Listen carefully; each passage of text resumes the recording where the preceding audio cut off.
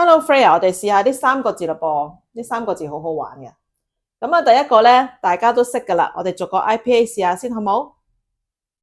呢，唔係嗱，係啦，一，五，啱啦。我用紅色線間住嗰兩個 IPA 咧，你處理咗先咧會容易讀啲嘅。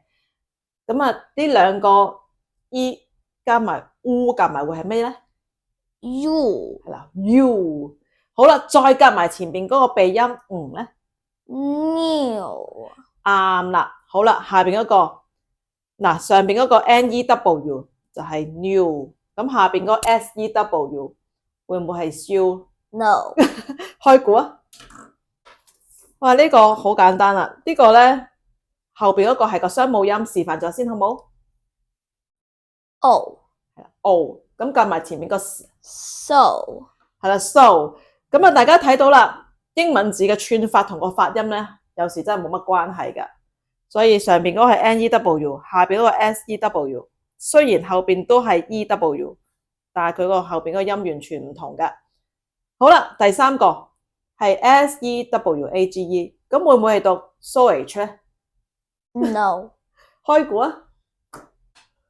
嗱，呢個咧就有兩個音節嘅，一開始咧就高音大聲啦。我用藍色攣攣線咧幫你分好咗音節啦。我哋逐個 IPA 試下先，好冇？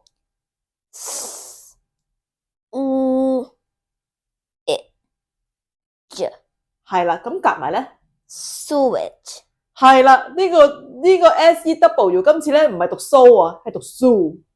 咁啊，大家就要注意啦，就唔好期望咧識得串就會識得讀喎，要查下 IPA 嘅喎，又唔好期望聽到個音咧又識得串喎，因為有時咁樣會串錯噶。好啦，我哋一齊聽下字典點樣讀 New, so,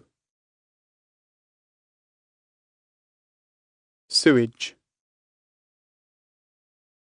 Every Lunar New Year, my grandmother always sews me a new dress.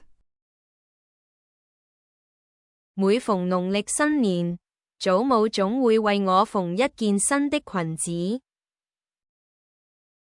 The factory was fined for dumping untreated sewage into the river. 這家工廠因將未經處理的污水排入河中而被罰款。